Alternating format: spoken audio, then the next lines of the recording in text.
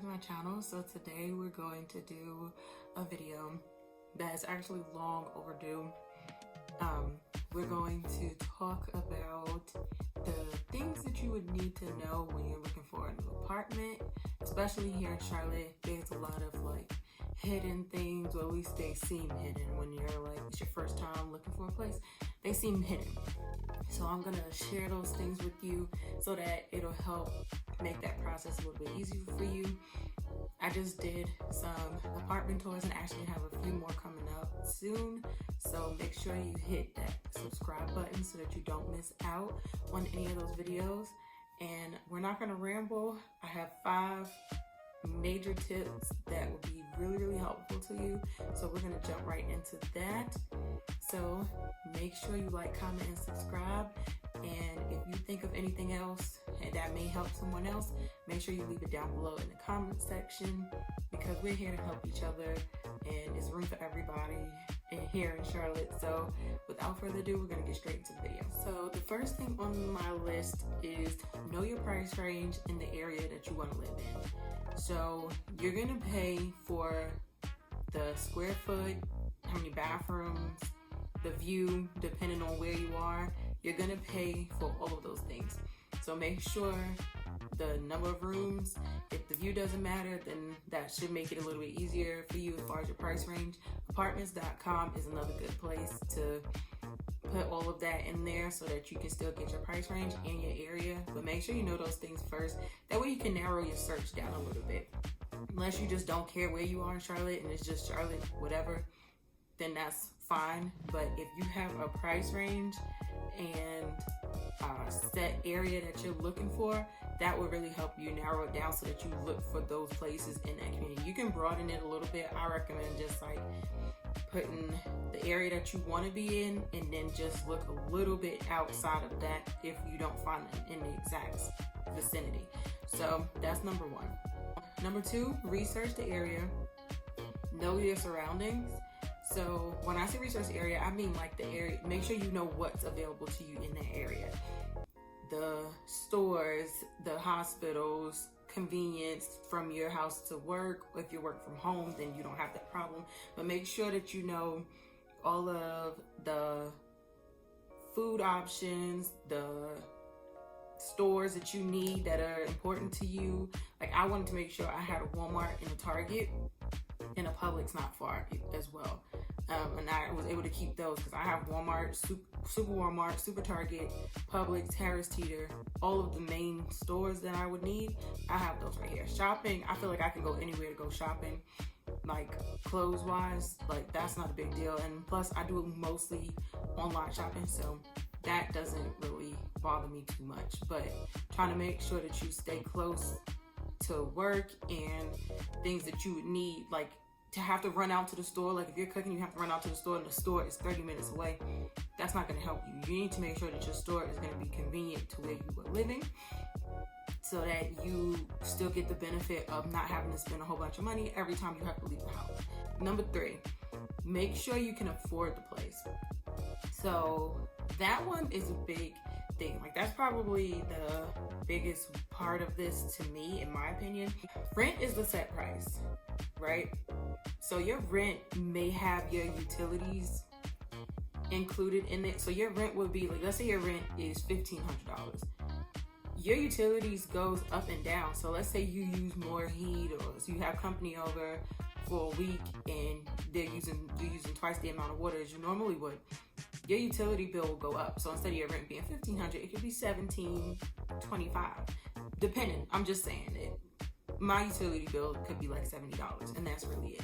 But as far as making sure that you factor those things in there, a lot of times these things are advertising for rent to be a certain amount, but then you're paying utility bills in there. And mind you, you would have a utility bill regardless. It's just that it's now factored into your rent. So that's another thing, just to make sure you're mindful of that. Sometimes you get charged a amenities fee and a trash collection fee if they do valet trash, or sometimes your water is included. Like there are things like that that does change the price on your bill. So what you're used to could be different now. So you just want to make sure that you keep that in mind, because when you're looking at these places, and even when they're showing you, they're not really saying these things unless you're asking. So make sure that you're asking those right questions. How do utilities work? Is there a charge for the valet trash? Is there this? Is there? Make sure you're asking these questions, because they're not going to, sometimes they don't offer it unless you're asking. Another part of affording where you are, some places do deals like move in by January 31st, you get 1 month, or you get 2 months free. Move in February, you get 1 month free. But then you pay that prorated rate for the remainder of whatever month you're in, and then you could still have those 2 months free. But that they don't tell you that you still might have a deposit. So you could still be paying a large deposit, which is probably first and last month's rent, or last month's rent, or something like that. Anything in there. So you're still paying that full amount. So up front, where they're making it seem like, oh, you're moving in for free. You're not moving in for free. You're moving in with a price of whatever that prorated amount is and whatever your deposit amount is. Sometimes if your credit is good, you might not even have to do a deposit. You might only have to do the prorated amount for the remainder of the month. So make sure that you guys check into that first and see what the requirements are, so that you know what you're going to pay going in. Because you don't want to walk into this thing blind. That is like a big mistake. You'll fall in love with a place and then you can't get it. Number 4, knowing your credit score and knowing if you can pass a background check. That is another big thing.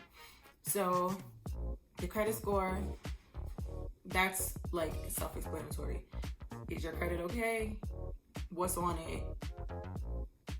Is it gonna hurt you when you're trying to look for something? When you apply for something online, what does it say? Does it let you do it? Does it not? Like, those are the things that you'll need to know. As far as passing a background check, now that is another big thing. Passing a background check is very important. They will check to see if you've ever had any recent repossessions, have you ever been evicted, credit, again, and loans, certain loans that you already have out, like cars and all of that, because they need to know that you're going to be able to pay your bills. Your last 2 pay stubs is another thing that they'll check. They'll ask you to, so they can verify your income, things like that. Most places, like if you just got a job and you're moving here, they'll accept the letter, the offer letter. They'll accept that as part of your payment, because you haven't gotten paid yet, or you don't have 2 pay stubs. So they'll accept that. That is another good thing. So if you're looking for a place, don't worry about the 2 pay stubs. You reach out to them, they'll tell you, give us the offer letter. That works out as well. But passing the background check, that is a big part. Make sure that you know those things, and you know if those are even out there, because those administrative fees and all those fees that you're going to pay up front that I was talking about before, administrative fees, like all of those things, application fees, those are $199, $299 sometimes. Some places have them for $99, but they can be expensive. So make sure you're factoring all that in there. You need to know those things before that, because again, they will not tell you this until you fall in love with the place. So number 5, and the last thing on here that I have, is you pick your move-in date. Hear me clearly. You pick your own move-in date. Do not let them tell you when you should move in. I've actually had that happen to me, but it didn't work out that way. Like, you're not telling me where I'm gonna go or when I'm moving in. You pick your move-in date. If you want to move in by a certain date, they ask you that up front. When do you want to move in? You tell them the date. Don't let them tell you something else because of a deal. No, this is what worked for me. I already factored in the prices and this and that. I want to pick this date and move in on this date. And that's all you want to do. That's all you have to do. They can't make you move in. Even if you went there and you didn't, or you loved it, or anything, whether you loved it or not, and they start harassing you, it's up to you to answer the phone. It's up to you to call them back. You don't have to respond. Don't feel pressured because they're talking to you so nicely and you did go to them and they didn't come look for you. Don't feel pressured, because it's still, at the end of the day, you have to be comfortable. They'll find somebody else to use that apartment or lease that place. You have to be the one that's comfortable with it. So they tell you these things after. So don't get me wrong, don't misunderstand.